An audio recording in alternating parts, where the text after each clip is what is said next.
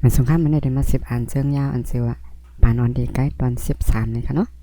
ปายกันผู้แดมเชิงได้เป็นยิ่งมวยล้าวนี่ค่ะสิมาดีตอน12ค่ะเนาะใจก่อนแสงก่อนนึงไว้มันใจมีเรื่องดีกันนายงเอาตรงนั้นเสเจมือสู้ฮักมันใจเอ็มมันนั่นกว่ามีก็เหมือแปดเดียวนั้นมันใจต่อยเตียงห้องความอันชื่อว่าน้ำตาก็ซ้ายอันพันตกลิ้นอันว่านั้นกูวันมันใจวนกว่าวนขึ้นเสฮู้ว่ามันใจอ่ำลืมได้สู้ฮักมันใจนี่แหละถึงมาแทงวันหนึ่งนั้นมันใจจังกว่าวันต้องป่านขึ้นสู้ฮักมันใจเอ็มวันนั้นน้องคว้างบันเท่านะลองมือคำวันนั้นมันใจไปด้านลาดสุดก็หักมันเอมอนเคียงนาขึ้นเสียงใส่มันใจว่าอำรู้ลาสังเหี่ยวตั้งสุดดังเฮามีตาลาดต่อกันแทงเหี่ยวเฮ็ดให้มันใจตกใจกว่าสิว่าหาอำใจซึ่งนั้นหลอนน้องก็อันปีมือวันนั้นปีมันใจอำจังลาดกว่าย้อนเปเอมอนอียาวมันใจออกยาน8เสลาดว่าบ่อะไรยอกอย่าลาสังเดี๋ยวในกว่าเฮาเตรียมลาดต่อสู้ยาวก็เฮาดีกว่าเมืองไทยวันนั้นสิอำคามลาดต่อมันใจเสียอีกกวางหลังผ่านมันใจกว่ามันใจย้อนอ่อนวอนต้องผ่านหลายวันก็หักมันใจอันเป็นเอมอนนั้นอำย่อมขามปันมันใจเลยแก่ตัวเสียอีกทีเดก็เสียมปึ้งเอมอนก็แค่ให้เป็นจึงในอยู่ยาวรุดย้อนไปว่ามันนางมีก็เหมือทางย่อมเสือยาวก็ตั้งสู้เหมือมันนางนั่นสิพอสู้กันกว่าเมืองไทยยาวอันว่านั้นใจก่อนเสียงก่อนหนึ่ง2หูถึงสังมันใจหูถึงรู้เดเป็นจึงหือเฮ็ดนั้นเสียอำพึงเอมอนอันเป็นจู่เก่ามันใจนั่นก็กว่าเมืองไทยเหมือนหนังมันนางวานั่นเดียววันนั้นมาใจก่อนเสียงก่อนหนึ่งดอยถึงห้องความอันชื่อว่าน้ำตาก็ใจอันปันดกเรียนในนั้นมาต่อถึงวันมื้อไหนมันใจเนี่ยว่าเสียจู่เก่ามันใจเอมอนนั่นกว่าเมืองไทยยาวเลย3เดือนแล้วยินข่าวว่าเอมอนและไอ้ทุนนั้นเฮ็ดป้อยกินแขกกันที่เมืองไทยยาวไหนเมื่อได้ยินข่าวซึ่งนั้นใจก่อนเสียงก็อำแค่อยู่ที่วานยาวเลยมันใจก็สังลงกว่าเมืองหลวงเมืองมานตากรุงนั่นยังมาเผาเวียงตากรุงยังยามมาฮอดหลายปอกยามมาแอวเลยหลายตีอยู่เสดาก็ให้ป้อหมอกวาดสวัดซีได้อันไปมอเลยปึงกับปีที่จ้องใต้เกาลักที่อันมันใจเลยมาโฮมหรือเศร้าไว้นั่นเสียอ่อนกว่าอ่อนไปพอเปลี่ยนหลายวันก็หาการอำถูกหาการก็อันถูกตั้งหมอปีหยามันใจนั่นก็ไปทบยาลาถึงมาหลายวันก็เก่งใจก้นกว่าสงก็ป้าแทงรองนึงก็ตั้งกว่าตั้งไปก็มันใจหมอกว่าหมอไปห้างกล้วยยาวเลยมันใจจังกว่าหาการห้างกล้วยมันใจเฮ็ดนั้นสิปนมาแทง2-3วันพ่องกลางเนอพ่องมันใจกว่ามีติตาลดสู้เดที่กลางเวียงหลวงตากงนั่นไรหันแมนชาวอัน2ก้อนนุ่งโคตรดุยกันเหมือนโคกลมปนีเสอันจังนั้นเสก้อน1คนหัวปอดแทงก้อน1คนหัวยาวถึงกลางหลังจังนั้นสายดามันใจได้กว่าซับใส่ก็คนหัวยาวนั้นกำเหลียวย้อนไปว่าผู้หญิงก้อนนั้นผ้าถงใต้เหลืองเขียวแดงอ่อนเสผิวเนื้อขาวของหน้าตาห่างลีหากไว้จังนั้นก็ป้าแทงรองหนึ่งด้วยจังหือก็เรียบเดเป็นสาวใต้แลมันใจไล่เกิดด้วยดอกสาวอ่อนก็นั่นพอขึ้นรถกว่าวันนั้นได้ดันหันมือขึ้นรถนั่นกว่าก้อยอำดันได้ลาต่อเสร็จได้เฮ็ดให้มันใจออกจากแค่มาป้ายหันสาวอ่อนก็นั่นแทงอยู่ถึงหนังแทงวันหนึ่งมาได้มันใจมาป้ายไว้ติดตารถสู้เดนั่นเสียมจอกย้อนเปิดไข่หันสาวมือว่านั่นใจหือสายดามันใจก็กำไหวด้วยกว่าดังอันสาว2ก้อนนั่นเตมานั่นอยู่มันใจอำดันได้ไปหึงสังหนังเก่าพองก้นส่วนชิ้นฐานเก่ามือมาเก่ามามืออยู่นั่นไหลหันสาว2ก็มือว่านั่นไปมาทางป้ายรถดีมันใจนั่งอยู่นั่นยังปอกในแดมันใจห่างเฮียนตาเด็กกับ10 ลาดดอว่าเย้าเลยเพราะว่าสาวอ่อน2ก้อนนั้นมาซุกไปรถภายน้ำมันนั่นก้วยก็มันใจก็ตักลาดความใต้กว่าว่าน้องเขาเป็นใต้ค่ะสาวคนหัวยาวนั่นอำไรยินย้อนเปิดมันอยู่ภายนั่นก็อันยินได้เป็นสาวคนหัวปอดนั่นสาวคนหัวปอดนั่นไหวมาด้วยมันใจอยู่ก้วยกาอำลาสังขึ้นเสขึ้นไหวกว่าขึ้นเลยเฮ็ดให้ใจก่อนเสียงอำฮัดลาสังแทนก้วยกาสาวคนหัวปอดนั่นขึ้นกว่าลาสังตีสาวคนหัวยาวนั่นอำหูสาวคนหัวยาวนั่นจังขึ้นไหวมาด้วยมันใจเสยุ่มเนเลยเฮ็ดให้ใจก่อนเสียงขึ้นฮัดมาเสเนียดขึ้นถามว่าน้องเขาเป็นใต้ค่ะไหนขึ้นสาวคนหัวยาวอันพาดถงใต้นั้นยุ่มเสดอบขึ้นเลียดแซวว่าอ้อใส่ค่ะอ้อมาซุ่มค่ะพี่เฮาก็เป็นใต้ค่ะ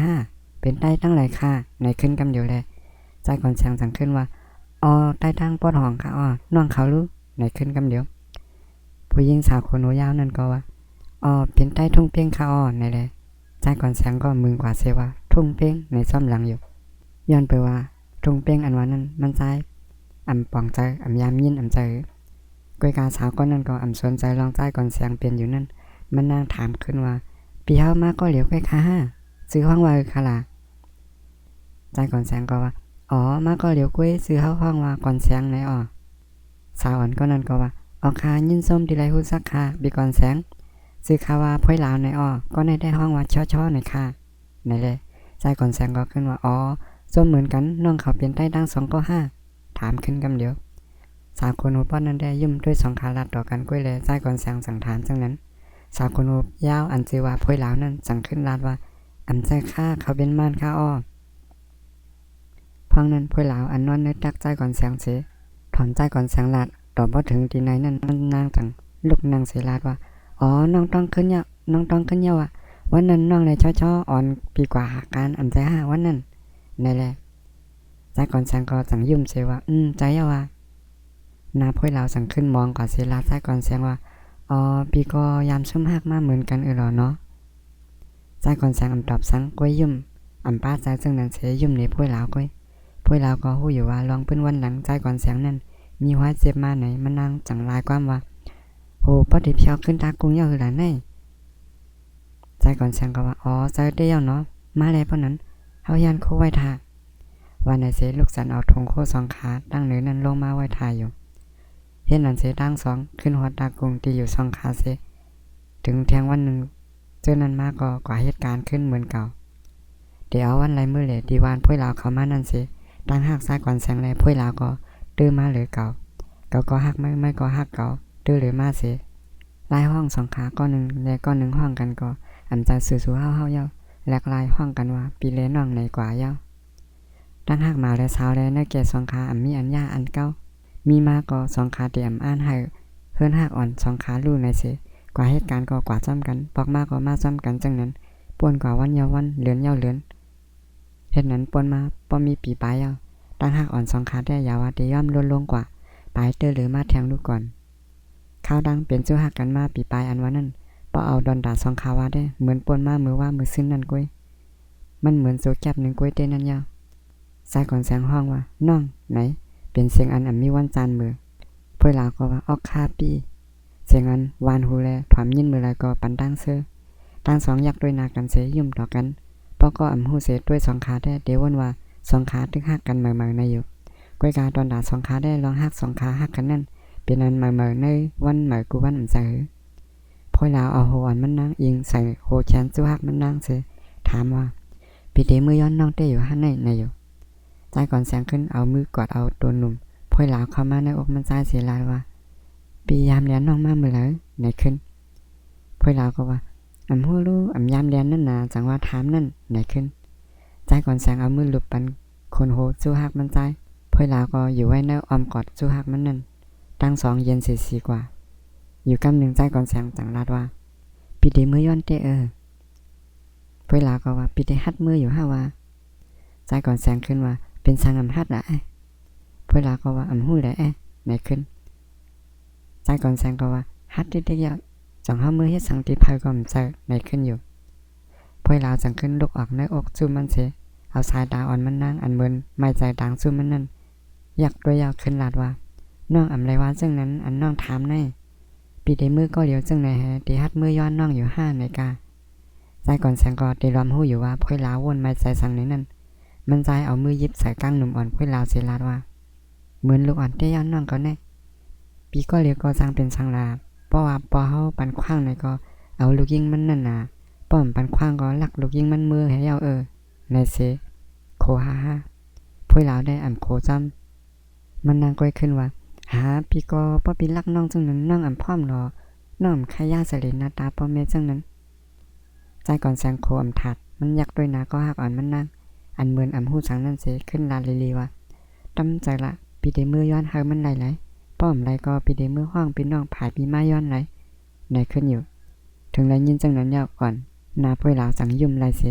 ยันนาหังลีดอใจก่อนแสงขึ้นใจก่อนแสงก็ขึ้นสันเอาตัวอ่อนพ่อยลาวนั้นเข้ามาในอกมันใจไว้ในใจมันใจก็วุ่นว่าผู้หญิงก่อนในก็ยาวมันใจเด็กกบกูซ้ำในอยู่